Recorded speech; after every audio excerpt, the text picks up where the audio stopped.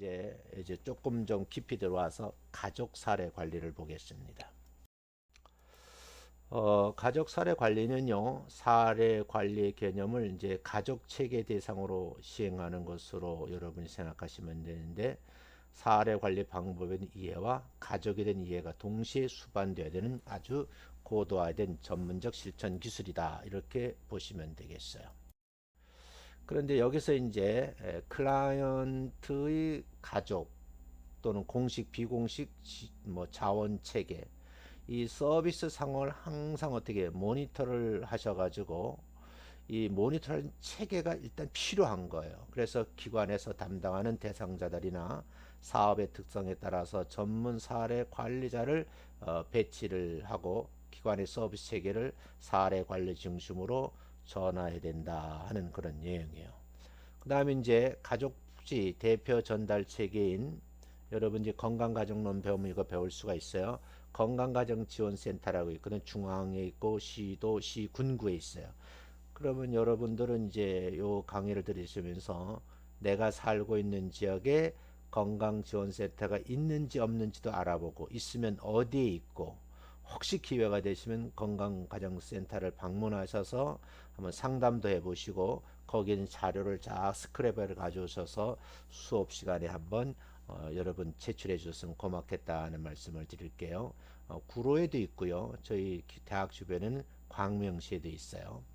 자, 그래서 여기 지원센터의 사례 관리 사업은 가족 및 개인을 포함한 클라이언트의 삶의 질을 향상을 위해서 내 외부의 어떤 자원인지 그걸 발굴해내서 또는 연계시켜주고 가족 중심으로 서비스를 설계를 하고 도움을 주는 그런 이제 사례를 말하는 거예요. 그 다음에 이제 가족 중심의 클라이언트와 클라이언트 환경 체계의 역량을 이제 강화해야 되는 거죠. 그래서 제가 이제 인파워먼트라는 말을 이제 설명을 자주 하거든요. 그래서 개인이 가지고 있는 역량을 어떻게 업시켜 주는 거죠. 그래서 지금보다는 훨씬 더 시스템 안에서 자기 역할을 잘 할 수 있도록 자원을 연결하고 자기의 삶의 만족도를 높이고, 그러기 위해서 없는 것이 아니고 있는 것을 가지고 강화시켜 주어서 더 좋은 삶의 질을 누릴 수 있도록 도와주는 거죠. 그리고 서비스의 효과성 증진을 목적으로 개인을 포함한 가족 대상으로 사례관리 사업을 수행한다, 그런 얘기고요. 그 다음에 이제 가족 영역 강화를 위한 공공정책인 취약가족을 위한 사례관리로서 보건복지부에서는요, 취약여성들이 가구주 사례관리를 하고 있거든요. 이 사업을 시작으로 해서 여성가족부의 가족 영역 강화 사업이 이제 이게 하나 시스템으로 만들어서 지금 건강지원센터라는 여러 군데서 이 사업을 실행하고 있어요. 그래서 여기는 자료가 나와요. 그럼 그 자료를 여러분들이 한번 좀 스킵하셔가지고 정리해서 여러분 지식으로 좀 만들으셔야 된다, 그런 얘기를 좀 드릴게요. 그 다음에 이제 여러분이 건강지원센터 되지, 우리 이제 이주민들이 많거든요. 그래서 이제 코리안 드림이라 그래서 지금 지방에 가면은 다문화 복지관도 있고 또 다문화 가족센터 있고 다문화 관련된 법도 있어요. 그래서 이제 이 다문화 가족 지원센터에서는 다문화 가족의 복합적이고 다차원적인 욕구 충족을 위한 사례 관리 서비스 필요성에 따라서 2012년서부터 다문화 가족 사례 관리 시범 사업을 17개 이제 실시를 했고요. 이러면서 이게 점차 이게 늘어가고 있는 거예요. 그러면 이게 제가 쓴 자료가 2012년에 시작을 해서 2013년도에 50개라는데 지금은 훨씬 더 많겠죠. 그래서 이런 자료를 요즘 업데이트하는 것도 여러분이 이제 공부하실 내용이다. 근데 이건 어렵지 않고요. 인터넷에 이제 여성가족부라든지 건강지원센터 아니면 다문화 가족센터는 이 자료가 다 지금 그 홈페이지 실려 있어요. 그러니까 그런 내용들을 좀 이렇게 출력을 하셔가지고 교수님이 하지 않은 부분도 여러분 스스로 대학원생들이니까 업데이트 시키셔야 된다. 그래서 이런 업데이트가 되면 여러분 PPT로 만들어서 저한테 보내시고, 더 잘할 수 있는 분은 PPT를 강의도 한번 영상을 마다 띄워 저한테 보내주시면 좋겠어요. 근데 나는 PPT도 만들어 영상 제작이 어려워. 그러면 어쩔 수 없겠지만 그래 여러분들도 이제 석사 과정에 들어왔으니까 이제 졸업을 하시면 강의할 수 있는 자격이 주어지거든요. 누가 시키지 않고 배우지 않고 하면은 막상 당하면 할 수가 없는 거예요. 그래 이런 것도 좀 자연스럽게 할 수 있도록 여러분 스스로 노력을 하셔야 돼요. 제가 코로나19 이제 이 바이러스 사건이 딱 터지고 나서 이제 비대면 수업을 하는데 많은 교수님들하고 내가 당황하지 않은 것은 뭐냐면 제가 사이버 대학 했을 때 이걸 많이 했거든요. 그러니까 어렵지가 않은 거예요. 그래서 조금 더듬는 것보다는 말도 그렇고 여러 가지 현상이 좀 나름대로 여러분 보시기는 어떤지 모르지만 조금 이제 자연스럽다 하는 것은 그동안 많이 해왔기 때문에 그런 거예요. 해보지 않으면 어떤 분야든지 그건 초보자인 거예요. 내가 초보자의 티를 벗으려고 하면 아이 교수님이 뭐 하라지 억지로 아니죠. 여러분들도 이런 상황에서 원격 평생 교육기관이라든지 이제 정식으로 교수 세계에 들어오기 전 여러분이 하셔야 되거든요. 그러니까 충분히 한번 연습을 해보시라 그런 얘기예요. 그리고 다문화 가족의 이제 초기 정착 및 적응 지원, 가족 기능 회복을 목적으로 맞춤형 사례 관리 사업이 진행되고 있다 하는 것도 여러분이 이제 참고를 하셨으면 좋겠습니다. 앞에 부분은 제가 이제 반복해서 여러분들에게 좀 소개를 좀 했어요. 그리고 이제 지금서부터는 이제 사례 관리 과정에 대해서 다시 좀 세분화해서 강의를 하려고 합니다. 그러니까 시간이 많지 않겠지만 여러분들에게는 꼭 필요한 과정이다 그렇게 생각해서 이 부분을 다시 한번 반복도 하고 강의를 시작하도록 하겠습니다. 일단 사례 관리 과정인데요. 이 과정을 이제 주의 있게 보시라. 그래서 이제 여러분 자세하게 다시 한번 말씀을 드릴게요. 6단계를 거쳐서 접수 과정, 사정, 서비스 계획, 점검, 평가, 종결. 이거를 이제 완벽하게 본인이 자연스럽게 여러분들이 이제 필드에서 이 과정을 진행할 때에 전문적 지식을 가지고 있고 실제 이거를 잘 활용을 기술을 가지고 있는 분이시다 이렇게 얘기를 하는 거예요. 혹시 신학을 공부하신 분들은 사실은 이런 것을 배우지 않고 그냥 신방전도사다 해서 막 상담을 하고 막 그러거든요. 오류가 굉장히 많고요. 실수도 굉장히 많아요. 그런 다음에 이 데미지가 담임 목사한테 다 오는 거죠. 그래서 여러분들이 꼭 한번 실제 여러 개 사회복지 현장에서도 이런 일들이 이루어지지만 여러분들은 이제 믿는 사람 같은 경우는 교회 안에서 이 상담이 많이 이루어져요. 이루어졌을 때 조금 큰 교회에서는 이렇게 사례 관리를 하는 것이 굉장히 좋겠다. 대부분의 목사님들이 신학 공부만 하셔가지고 실제 목회 상담학이라고 공부를 하시지만은 세분화되고 전문화된 과정을 공부하지 않으시다 보니까 이런 부분을 잘 모르시는 것이죠. 그래서 여러분이 한번 기회다 이렇게 생각하시고 이제 뭐 가족 복지로만 그런 것이 아니고요. 모든 그 과목이 다 동일해요. 그래서 제가 이제 4년 동안 공부하고 나고 이제 대학에 들어오면 딱 책 세 권만 띄면 된다는 거예요. 그게 인행사라는 책. 인행사에는 기본적인 이론과 어떤 내용들이 내가 공부한 책 몇 페이지 어디에 어떤 내용이 있다는 것 정도는 아주 머릿속에 담고 있으셔야 되고요. 그리고 기본적인 건 이제 사회복지 개론책.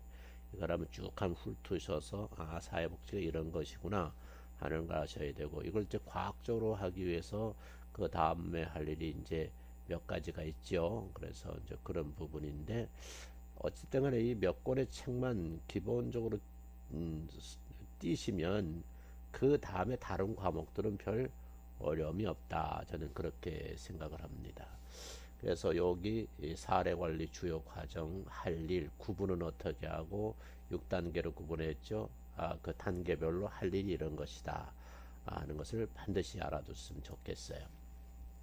그래서 이제 이 부분을 너무 간과하시는 거예요. 그래서 이것이 뭐 꼭 내가 지금 접수합니다. 뭐 지금 초기 과정 이렇게 설명하는 것이 아니고 자연스럽게 물이 위에서 아래로 흘러가듯이 이 순서에 따라 가시면 되고, 또 만약에 좀 부족한 부분이 있으면 완료를 해서 다시 사정하고 계획 세우고 개입하고 이런 이제 관계를 간다는 것을 알아두시면 돼요. 자, 이제 구체적인 이제 얘기인데 접수 상담이에요. 그래서 일단 사례를 발견했네요. 그래서 이런 건 직접 방문하든지 아니면 의뢰를 받든지 하는 아웃리치 이제 하는 방법이거든요. 자, 그래서 접수 상담을 먼저 이제 보면 인테이크 과정이라 그랬죠. 대상자의 욕구를 이제 파악하고 또 그러면서 그분이 가지고 있는 각종 정보를 수집하는 것이죠. 그러면 그분이 가지고 있는 자원은 어떤 것이 있고 하다 보면 여기 앞에서 배운 대로 이런 걸 이제 만약에 조금 이제 능숙하게 쓴다고 하면 접수 상담하면서도 그냥 메모하는 것이 아니고 가계도도 좀 그려보고 생태도도 그려보고 소시오 프롬 적용하고 이렇게 하는 거예요. 그런 다음에 이제 적격성 여부를 이제 파악을 하는 거죠. 그 다음에 이제 여러분들이 이 접수 상담 시에 접수 상담 기록지가 있어요. 거기다 이제 메모도 하셔야 되고 사례 권리를 함에 있어서 동의서도 받아야 되고 그러는 거예요. 그 다음 이제 여러분들이 보시기에 뭐 인테이크에서의 뭐 스크리닝 이런 필수 요소라 이렇게 됐는데 뭐 기본적인 거죠. 이름을 기록하고 나이, 결혼 여부, 주거 상태와 같은 거 그분이 살고 있는 환경이죠. 그런 배경 정보, 그다음에 의뢰를 하게 된 동기라든지 원조를 추구하는 이유가 뭔가 이런 것도 이제 매뉴얼화돼 있으니까 기록을 하고요. 또 이미 이제 이분이 오기 전에 다른 데에서 이용하고 있는 그런 이제 자원들이 뭐가 있는지, 그래서 공식적 자원과 비공식 자원을 좀 파악을 하셔야 되고, 또 상담을 하면서 이것이 바로 조치가 필요한지 이 여부도 평가를 하셔야 되는 거예요. 뭐 병원으로 애들을 낳으면 내가 기침이 나서 병원에 갔는데 그것이 기침 감기인 줄 알았는데 폐렴이 됐다. 아니면 뭐 지금 같이 이렇게 코로나 바이러스 코로나19 바이러스다. 이렇게 이제 급박한 상황이 되잖아요. 그럼 이거는 이제 빨리 이제 조치가 필요한 거죠. 그걸 판단할 수 있는 능력이 있어야 되는데 그 능력을 갖추기 위해서는 평가지가 있거든요. 그걸 이제 잘 보시고 하면 돼요. 그럼 제가 이제 그 요양보호와 관련된 이제 건보공단 이제 구로지사에서 평가위원이잖아요. 가보면 이제 뭐 2주마다 한 번씩 하는데 가보면 이제 인터넷으로 모든 자료가 입력돼 올라오죠. 그러면 그것을 보고 나름대로 의견을 제시를 하고 이 양반이 이 등급에 맞는지 또 거기 직원들이 다 해놓는 것이 이것이 뭐 맞는지 안 맞는지 이런 걸 체크하는 거죠. 그래서 그 15인 중에는 학교 뭐 저같이 교수도 있지만 의사 선생님들도 계시고 간호계통에 계시는 분들이고 또 필드에 있는 매죠. 한 15명이 이제 위원이거든요.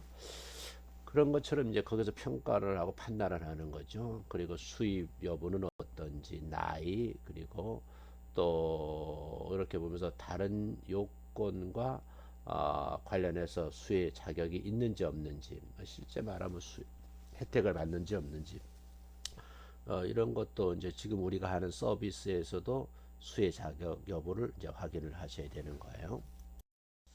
자, 그 다음에 두 번째 사정 단계라고 하는데, 사정 단계는 이제 한 번에 끝나는 게 아니라 그랬죠. 그래서 이때 아까도 말씀드린 가계도와 생태도를 사용해서 대상자의 뭐 가족의 욕구라든지 또 상황 변화에 따라서 이제 우리 여러분들이 보시기에 이제 1단계 사정에서 밝혀지지 않은 분이 있으면 또 필요하면 재사정도 할 수 있다. 이렇게 보시면 되겠어요.